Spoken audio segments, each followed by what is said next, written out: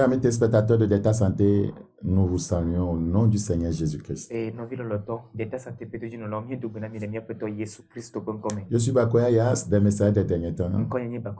Un ministère interdénominationnel dont le but est de réveiller la sainteté qui dort au sein des assemblées chrétiennes et de préparer les saints dans l'urgence pour le retour imminent du Seigneur Jésus-Christ. Nous sommes là ce soir pour continuer toujours avec notre série d'enseignements, les signes du réveil. Les signes du réveil. Et je crois que le Seigneur va utiliser cette série pour bénir votre âme. Prions, s'il vous plaît. Seigneur, te disons merci encore. C'est pour nous encore une grande opportunité de parler de ta parole. Parle à tous ceux qui nous écoutent. Merci pour cette grâce. Au nom de Jésus-Christ. Amen. Amen. Amen. Amen. Que le Seigneur Jésus-Christ soit loué. Dans Psaume, dans le livre de Psaume, le verset chapitre 74, 9, notre texte de base, nous ne voyons plus nos signes. Il n'y a plus de prophète et personne parmi nous qui sache jusqu'à quand. Il y a des signes qui caractérisent l'Église du Seigneur. Le peuple de Dieu doit toujours être conscient, voyez, de Dieu. Le peuple de Dieu doit toujours enflammer, voyez, d'amour pour Dieu. Le peuple de Dieu doit toujours marcher dans la puissance de la sainteté. Ce sont des signes que nous ne voyons pas aujourd'hui. Ce qui, voyez, nous fait dire qu'il nous faut, voyez, le réveil spirituel. Dans Joël chapitre 1, Joël chapitre 1, Joël chapitre 1, le verset 5. Joël 1, le verset 5. Réveillez-vous, ivrognes, et pleurez. Les gens sont devenus spirituellement des ivrognes. Parce que quand quelqu'un est saoulé, il titube, il dandine. Il tombe dans n'importe quoi. Il ne se contrôle plus. Il n'est plus maître de lui-même. C'est se porte vers les femmes, les prostituées. Il gaspille ce qu'il a comme moyen argent. L'Église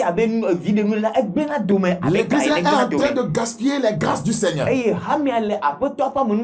veut dire qu'elle est spirituellement dans un état d'ivrognerie. Donc lorsque quelqu'un sombre dans la mort spirituelle, voyez, il est étiqueté d'ivrogne. Réveillez-vous, ivrogne. Réveillez-vous, ivrogne. Et pleurez. Nous vont pleurer parce que nous ne voyons plus nos signes. Nous vont pleurer parce qu'il n'y a plus le véritable salut. Nous vont pleurer parce qu'il n'y a plus la justice. Nous vont pleurer parce qu'il n'y a plus une vie de consécration dans l'église. Nous vont pleurer parce que les croyants ne servent pas Dieu de façon sacrificielle. Nous vont pleurer parce que les hommes de Dieu ne cherchent que leur propre intérêt.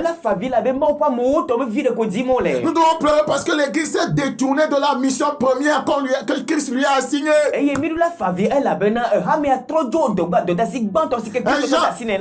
Les gens s'enivrent d'argent seulement.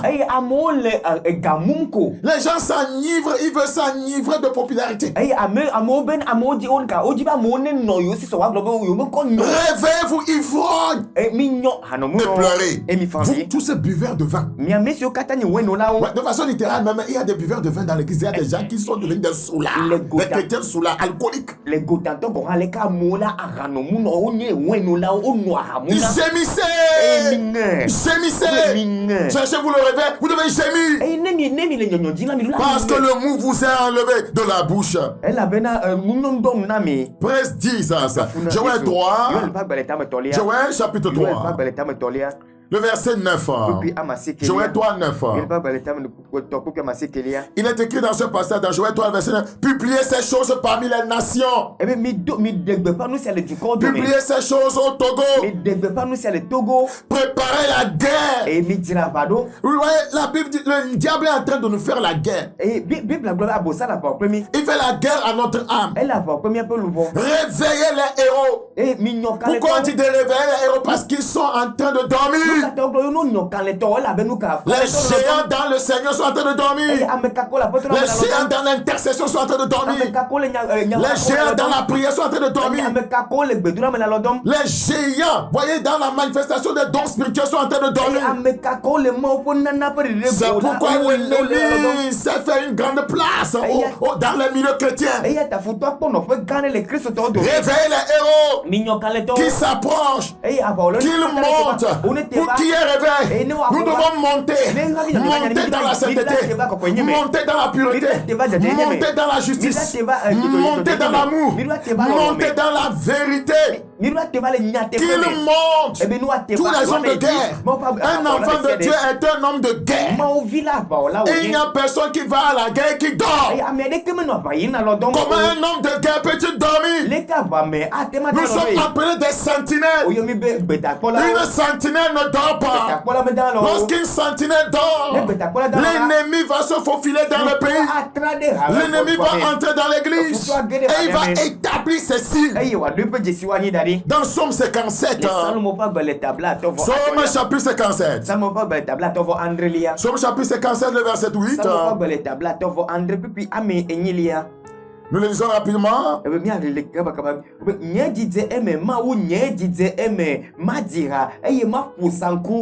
Réveille-toi mon âme. Réveille-toi mon âme. C'est ce dont il s'agit. L'ennemi a pris beaucoup d'âmes en captivité. Il y a des chrétiens qui vivent dans la lourdeur spirituelle, dans la tièdeur spirituelle, dans la faiblesse spirituelle. Ils n'ont plus, leur colonne vertébrale spirituelle n'est pas solide. Je prie que Dieu nous réveille. La Bible dit dans Psaume 89, 17, car tu es la gloire de sa puissance. C'est ta faveur qui relève notre force. On a besoin de la faveur de Dieu pour être relevé. C'est tellement important. Praise the living God.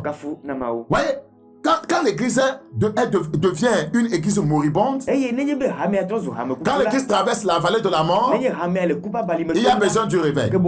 Il faut un réveil. Quand l'église du Seigneur n'est plus ce qu'elle devrait être normalement, il faut un réveil. Lorsque l'église du Seigneur n'est plus une source de vie, mais une source de division, de déstabilisation, de brisement des foyers. Il faut le réveil. Lorsque l'église du Seigneur n'est plus une flamme de feu. Il faut le réveil. Lorsque l'église du Seigneur n'est plus une lumière pour le monde, le sel de la terre. La Bible dit dans Matthieu 5, le verset 13, si le sel perd sa saveur, avec quoi la lui rendront-on? Il ne sert plus qu'à être jeté dehors et foulé aux pieds. Praise the living God. Nous avons besoin du réveil. Christ veut réveiller son église. Nous ne sommes que, voyez, le corps, les membres du Seigneur. Et le Seigneur veut nous réveiller. Rappelons-nous qu'il est la tête. Et cette tête est toujours en feu. Elle veut réveiller ses membres. Alléluia. L'église a perdu, voyez, toute la vie d'en haut aujourd'hui. Elle n'a que la vie d'en bas. Elle est mondaine. Elle est devenue une institution humaine dans laquelle le Seigneur intervient de temps en temps. Et souvent pas du tout. Écoute bien, l'église d'aujourd'hui est devenue une institution humaine dans laquelle le Seigneur intervient de temps en temps. Et souvent pas du tout. Le réveil est nécessaire. Chaque fois que le peuple de Dieu perd sa dépendance du Seigneur. Le réveil est nécessaire. Chaque fois que le peuple de Dieu perd sa dépendance, voyez, de l'esprit. Lorsque le premier amour a disparu et qu'il ne reste qu'habitude et tradition, on a besoin du réveil. Lorsque toutes les activités, aussi bonnes soient-elles, organisées par les hommes, prennent la place des ordres donnés par le Saint-Esprit, alors il y a besoin de réveil. Lorsque la recherche de la volonté de Dieu se borne à être une demande d'approbation et de bénédiction sur les plans préétablis par les hommes, il y a besoin de réveil.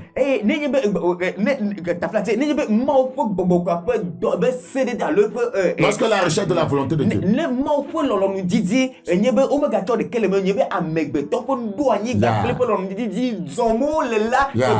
c'est-à-dire l'homme établit sa volonté et il veut une approbation de la part de Dieu. Je veux marier cette fille, Seigneur, dis-moi oui. Voyez, je veux, voyez, enseigner ces choses-là, voyez, qui ne sont pas bibliques, Seigneur, sois derrière moi. Bon, Seigneur, ce matin, en tant que pasteur, j'ai des besoins. Je vais mentir au peuple pour prendre un peu d'argent. Seigneur, qu'on se mette d'accord, accompagne-moi.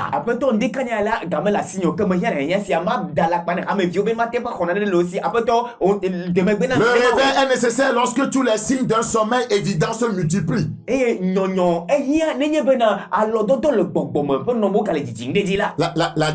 La dissipation des chrétiens pendant les réunions, tout le monde est de part et d'autre. Les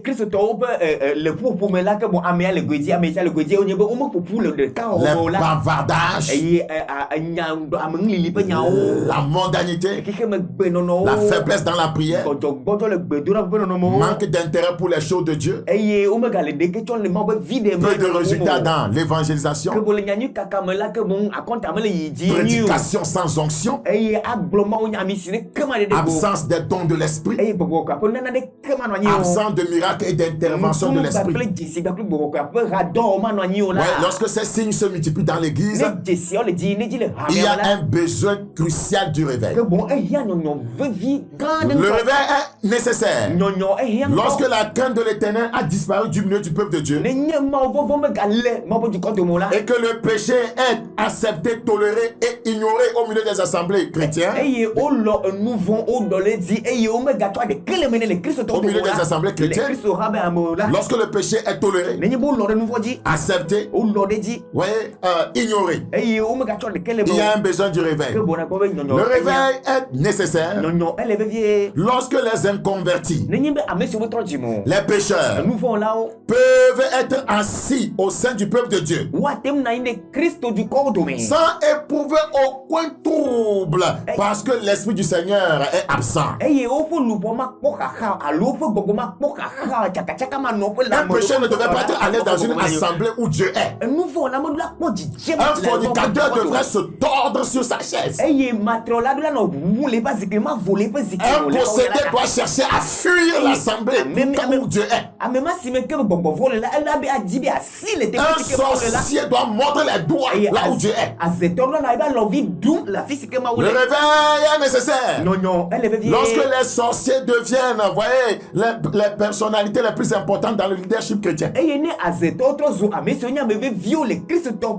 Le réveil est nécessaire lorsque la repentance n'est plus prêchée et que des hommes et des femmes peuvent s'ajouter à une communauté comme on adhère à un club sans prendre conscience qu'ils sont des pécheurs et qu'ils ont besoin de la repentance. Le réveil est nécessaire Lorsque l'on n'ose plus proclamer la sainteté de Dieu dans les messages. Lorsqu'on n'ose plus prêcher sa justice. Sa colère même. Par crainte de culpabiliser les fidèles. Par crainte, on craint de culpabiliser les auditeurs. Et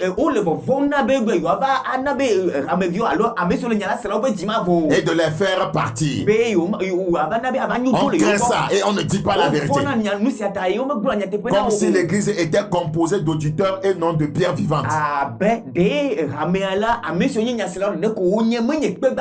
Le réveil est nécessaire. Quand on ne parle plus de l'enfer, ni des exigences de Dieu, par crainte de troubler les gens et de les éloigner de nos assemblées, de nos empires. Parce qu'on craint d'éloigner des gens de nos merceries. Il est nécessaire le réveil quand le Saint-Esprit n'a plus la liberté d'agir pendant les réunions et les cultes. C'est alors que le sommeil s'installe, suivi de près par la mort spirituelle. Quand l'église ne peut plus apporter une réelle délivrance aux hommes dans tous les domaines. Quand les démons ne sont plus chassés et quand les miracles sont peu nombreux ou inexistants, il faut le réveil. Nous avons besoin du réveil. Nous avons besoin du réveil dans cet endroit. Et nous vous avons parlé du premier signe du réveil, la restauration de la conscience de Dieu, l'amour et la passion pour Dieu. Nous étions en train de vous parler la fois passée du second signe du réveil spirituel, une véritable effusion de l'esprit de sainteté. La Bible dit, tel il est tel nous sommes dans ce monde. 1 Jean 4, 17. Donc continuons avec le second signe du réveil spirituel, une véritable effusion de l'esprit de sainteté.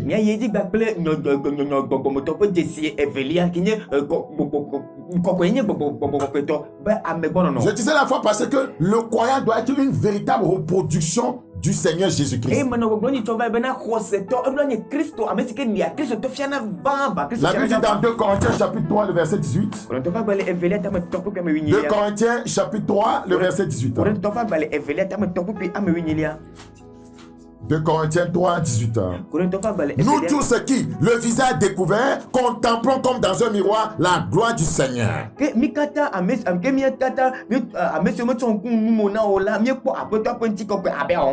Contemplons dans un miroir la gloire du Seigneur, la sainteté du Seigneur, la pureté du Seigneur. Nous sommes transformés en la même image, en cette image de sainteté, en cette image de pureté, de gloire en gloire. Vous voyez que le croyant doit grandir, doit croître. Nous sommes là, vous voyez, comme des nez spirituels. Depuis des années, tu es dans le Seigneur, tu ne grandis pas. Il suffit que quelqu'un te fasse quelque chose, tu es déjà énervé. Tu gardes toujours rancune. Tu ne grandis pas. Tu es charnel. Tu ne peux pas atteindre certaines dimensions de la vie de l'esprit. Nous sommes transformés en la même image, de gloire en gloire, comme par le Seigneur, l'Esprit. Donc le Saint-Esprit a un ministère de transformation dans la vie. On ne peut pas s'appuyer sur la chair et ressembler à Christ. On ne peut que s'appuyer sur l'esprit. L'église au Togo doit rechercher le vrai esprit de sainteté. Regardez en Jérémie 13. Jérémie chapitre 13. Nous n'avons pas assez de prédicateurs de sainteté dans ce pays. Il n'est pas établi que c'est l'église de la vie profonde qui doit prêcher la sainteté. Ce n'est pas une doctrine qui vient de cette église. Il n'est pas établi que c'est les messages des derniers temps qui doivent prêcher la sainteté. Tout a l'assemblée doit prêcher la sainteté. Tout homme de Dieu doit prêcher la sanctification, sans laquelle personne ne verra le Seigneur. Heureux ceux qui ont le cœur pur, car ils verront Dieu. On doit prêcher la sainteté à l'église catholique. On doit prêcher la sainteté à l'église protestante. On doit prêcher la sainteté chez les baptistes, chez les pentecôtistes, chez les assemblées de Dieu. On doit prêcher la sainteté dans tous les ministères. C'est le fondement de la vie chrétienne. La Bible dit lorsque les fondements sont renversés, le juste que petit. Il dit ça dans une question qu'on ne peut pas voir le Seigneur. C'est un fondement. Lorsque vous renversez ce fondement, que pouvez-vous faire contre le péché? Que pouvez-vous faire contre les démons? Que pouvez-vous faire contre Satan? Que pouvez-vous faire contre la mondanité? Vous ne pouvez rien faire. Jérémie 13. Jérémie chapitre 13. Jérémie chapitre 13, le verset 27. Jérémie 13, 27. Jérémie chapitre 13, 27. J'ai vu tes adultères. Ça veut dire qu'il n'y a pas de pureté. Et tes hennissements. Tes criminels prostitutions. Aïe, aïe, aïe, aïe. Tes criminels prostitutions. Sur les collines et dans les champs. J'ai vu tes abominations. Tout ce que tu fais, Dieu te voit. Tu couches avec la femme de Touy, Dieu te voit. Pasteur, tu couches avec les femmes de Touy, Dieu te voit. Tu es infidèle à ta femme, Dieu te voit. Tu vis dans la sorcellerie, Dieu te voit. Dieu voit tout. Tu ne peux pas te dérober au regard de Dieu. Il dit malheur à toi, Jérusalem. Malheur à toi, Église au Togo. Jusqu'à quand tarderas-tu de ne pas te purifier? Jusqu'à quand tarderas-tu à te purifier? Église au Togo, nous tardons. Sans la sanctification, nous ne verrons pas le réveil. Dieu ne descendra pas dans le pays. Il ne se manifestera pas dans la nation. Il ne renversera pas les principautés. Il ne va pas décanter l'atmosphère spirituelle inondée d'esprits mauvais. Jusqu'à quand tarderas-tu à te sanctifier? Pasteur, apôtre, prophète, je me fais le porte-parole de Dieu. Dieu vous donne une injonction. Prêchez la sanctification à mon peuple. Dénoncez le péché. Amenez mon peuple à retourner à moi. Sinon je vous jugerai. Je vous ai dit dans Jacques, ne serons pas nombreux à enseigner. Nous serons sévèrement jugés. Qu'est-ce que tu enseignes à mon peuple? Apôtre, prophète, pasteur, docteur, qu'enseignes-tu à mon peuple? Et mon peuple vit dans la souillure. Et mon peuple vit dans le péché. Et mon peuple vit dans la mondanité. Et mon peuple s'accouple avec le monde. Jusqu'à temps, Togolais, tarderez-vous à vous sanctifier. Prince the living God. Si nous permettons à l'esprit de sainteté de quitter l'église, nous ne pourrons jamais jouir de la plénitude de Dieu. Nous n'expérimenterons pas les signes et les miracles de Dieu. L'église d'aujourd'hui se souille trop. La souillure est dans ses pans. L'inceste est là. Le lesbianisme est là. L'homosexualité est là. L'adultère est là. La fornication est là. Des divorces pas possibles. Et plusieurs soi-disant hommes de Dieu enseignent le divorce. La masturbation règne au sein des jeunes. La pornographie mue par les réseaux sociaux. L'indécence dans l'habillement. Regardez ces genres d'habillement dans les assemblées chrétiennes. Des femmes en pantalon décalquant leur sexe. Des femmes en mini-jupe.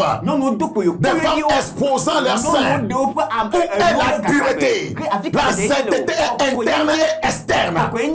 Regardez la tête de nos femmes. Comme les Jézabel des derniers temps. D'où viendra le réveil? Il n'aura que le réveil de Mamiwata. Il n'aura que le réveil de l'immoralité sexuelle. La corruption, la fraude, l'escroquerie. Toutes ces choses règnent au sein de l'église. La Bible dit, la suce était dans ses pans. Lamentation 1:9. Dans Jacques 1:27. Regardez. Jacques 1:27. Jacques chapitre 1. Le verset 27. Jacques 1:27. La religion pure et sans tache.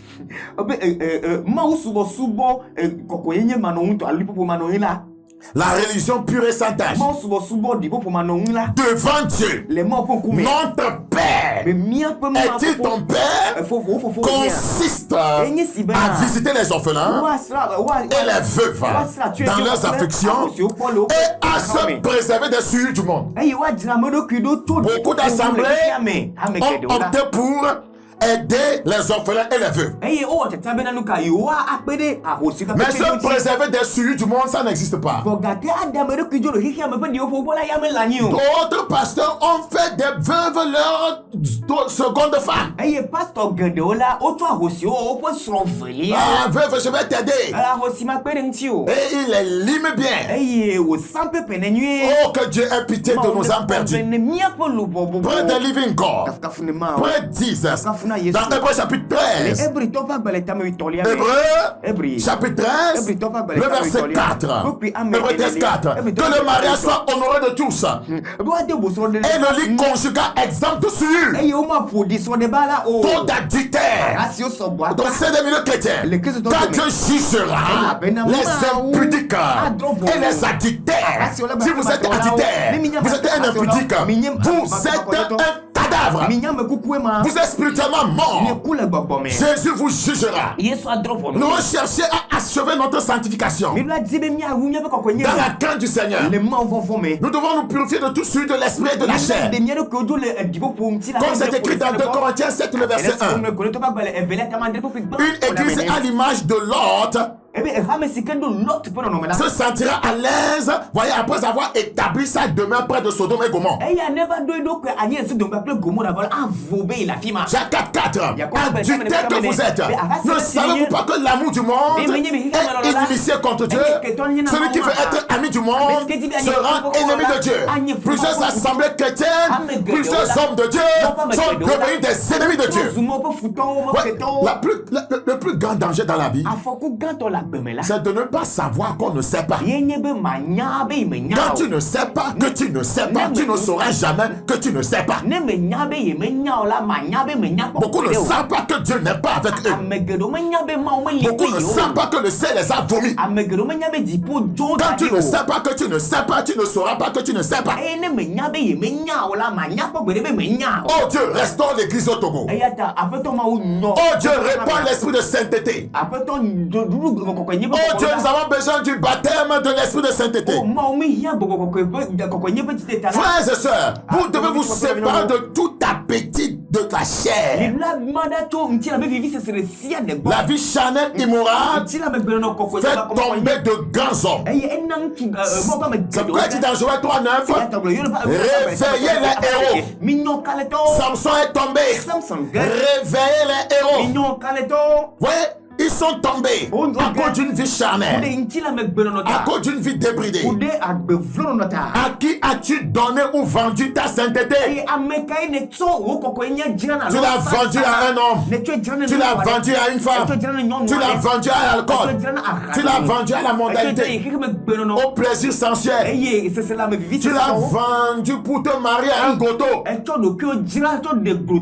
Vous ne pouvez pas résister au mal par l'énergie de la chair. Souviens-toi de la croix. C'est par là que la grâce te parviendra.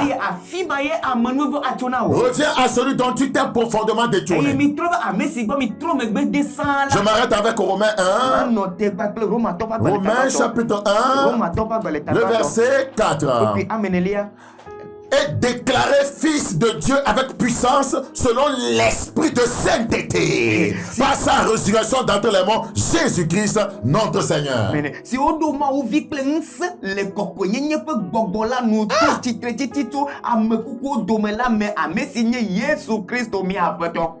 Déclaré fils de Dieu. Vous êtes seulement fils de Dieu par l'esprit de sainteté. Sans la vie de sainteté, vous n'êtes pas un fils fils de Dieu. Vous êtes un fils du diable. Nous sommes déclarés fils de Dieu avec toute puissance selon l'esprit de sainteté par la résurrection d'entre les morts. Quand vous sortez d'entre les morts, quand vous êtes réveillés, vous menez une vie crucifiée, vous vivez dans la sainteté. Je prie que l'esprit de sainteté se répande dans la nation, se répande dans les assemblées chrétiennes. In the name of Jesus. Merci pour cette grâce. Au nom de Jésus-Christ. Amen. Merci beaucoup. C'était votre serviteur Bakoyas, des messages des derniers temps. Nous sommes un ministère interdénominationnel dont le but est de réveiller la sainteté qui dort au sein des assemblées chrétiennes. Ce ne sont pas des enseignements de condamnation. Leur objectif est de réveiller ceux qui dorment. Que Dieu vous bénisse. Demain samedi, vous pouvez venir dans notre séance de prière d'enseignement. Chaque mercredi plutôt, 16h30, nous avons notre rencontre de prière. Caterpillar Prayer. Que Dieu vous bénisse. Rendez-vous le vendredi prochain à 21h30. D'ici là, portez-vous bien.